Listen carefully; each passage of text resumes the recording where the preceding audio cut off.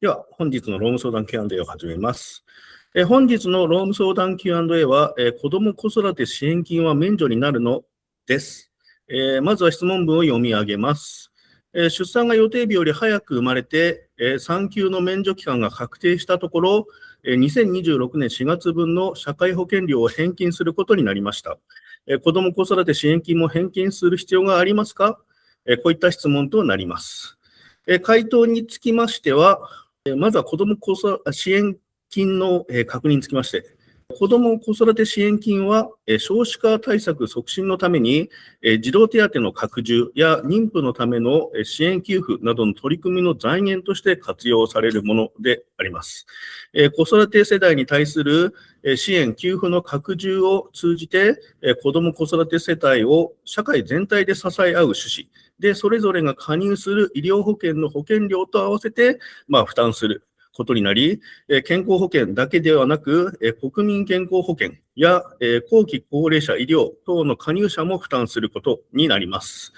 他方で、子ども子育て支援金は社会保険料として、産前産後休業や育児休業の期間中の免除対象となります。そのため要件に該当すれば、健康保険料とセットで免除となるため、今回のケースにおいては返金をする必要があるという回答になります。ここで注意したいのは、子ども子育て拠出金と混同しないことです。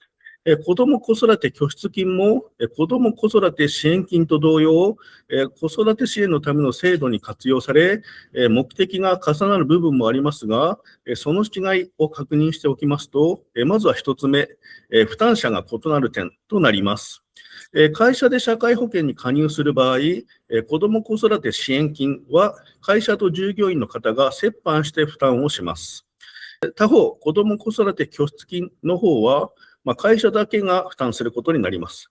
そのため、例えば給与明細に子ども子育て拠出金という項目で保険料として天引きがされていたら、そちらは誤りということになります。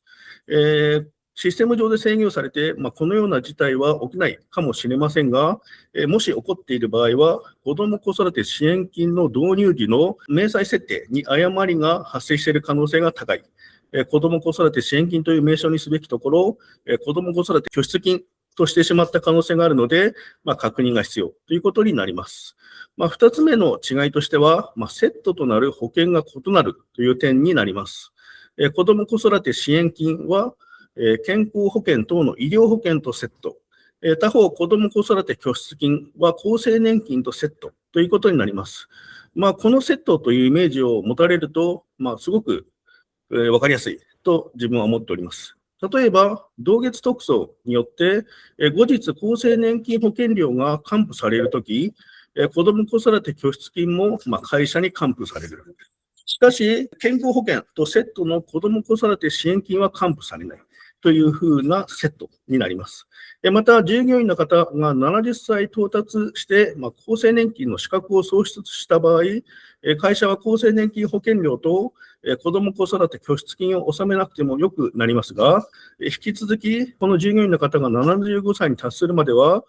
子ども子育て支援金は健康保険料と一緒に納め続けなければなりません。こういった感じで、保険とセットで考えるとすごくイメージが持ちやすいということになります。子ども子育て支援金の制度が開始して、約3ヶ月が経過し、給与計算システムの設定が完了して、正しく給与計算を実施されている会社さんは多いかと思いますが、設定等に誤りがないか改めて確認してみましょう。子ども子育て支援金が正しい料率や正しい負担月で天引きされているか、4月に支給した賞与で子ども子育て支援金の天引き漏れがないか、給与明細項目が正しく表示、反映されているか、子ども子育て支援金を別立てではなく、健康保険料と合算して控除する場合、正しく合算されているか、などなど、今回のケースで言えば、返金すべき月の子ども子育て支援金が返金されているか、などなどをご確認いただければと思います。最後に、子ども子育て支援金は社会保険料となりますので、所得税の計算にも影響する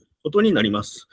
子ども子育て支援金は比較的金額が小さいものですが、年末調整時における社会保険料と控除額に含まれるものですので、要注意となります。そのような形で、月々の子ども子育て支援金が正しく天引きされるように注意をしましょう。ということで、本日のローム相談 Q&A は以上となります。